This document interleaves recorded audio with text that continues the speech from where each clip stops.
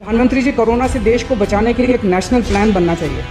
मुख्यमंत्रियों के साथ मीटिंग में खुलकर बात रखने वाले केजरीवाल ने पीएम मोदी के साथ बातचीत को लाइव दिखाया तो हड़कंप मच गया, क्योंकि ये सब पीएम मोदी की जानकारी के बिना किया जा रहा था। जब पीएम मोदी को पता चला कि केजरीवाल का भाषण और शिकायतें लाइव जा रही हैं, तो उन्होंने कहा कि आपने प्रोटोकॉल का उल्लंघन किया है। सर, कोरोना की वजह से दिवंगत आत्माओं को शांति मिले। हाँ जी सर। ये हमारी जो परंपरा है, हमारे जो प्रोटोकॉल है, उसके बहुत खिलाफ हो रहा है कि कोई मुख्यमंत्री ऐसी इन हाउस मीटिंग को लाइव टेलीकास्ट करे। ये उचित नहीं है। ये हमने हमेशा संयम पालन करना चाहिए।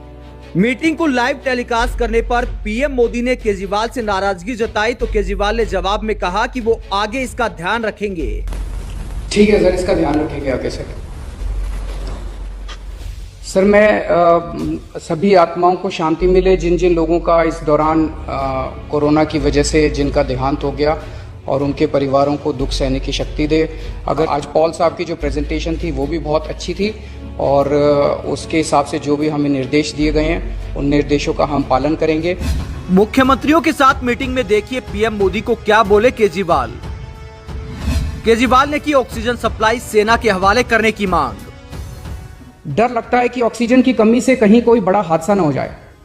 ईश्वर ना करे, अगर ऑक्सीजन ना मिलने से कुछ अनहोनी हो गई तो हम सब कभी अपने आप को माफ नहीं कर पाएंगे। प्रधानमंत्री जी, कोरोना से देश को बचाने के लिए एक नेशनल प्लान बनना चाहिए। इस नेशनल प्लान के अंतर्गत देश के सभी ऑक्सीजन प्लांट्स को तुरंत आर्मी के जरिए केंद्र सरकार टेक ओवर करे। ऑक्सीजन प्लांट से निकलने वाले हर ट्रक के साथ एक आर्मी का एस्कॉर्ट व्हीकल रहेगा, तो कोई उस ट्रक को फिर आगे रोक नहीं पाएगा। तो प्रधानमंत्री जी, सबसे पहले आपको धन्यवाद देता हूं कि केंद्र सरकार ने दिल्ली का ऑक्सीजन का कोटा बढ़ा दिया है।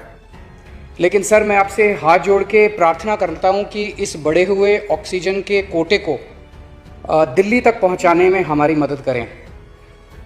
एक एस्टीमेट के हिसाब से दिल्ली को 700 टन ऑक्सीजन की ज़रूरत है। आपने हमारा कोटा 480 टन कर दिया, बहुत बहुत शुक्रिया। लेकिन पिछले 24 घंटों में इस बढ़ाए हुए 480 टन में से भी केवल 350 टन ऑक्सीजन दिल्ली पहुंच पाई है। राज्य ने दिल्ली के लिए ऑक्सीजन लाने वाले ट्रक को रोक रखा है। हमने मदद के लिए केंद्र सरकार में कुछ मंत्रियों को फ़ोन किए। शुरू में उन्होंने खूब सहयोग किया सर, लेकिन अब वो भी बेचारे थक गए हैं। सर, देश के संसाधनों पे तो 130 करोड़ लोगों का अधिकार है ना।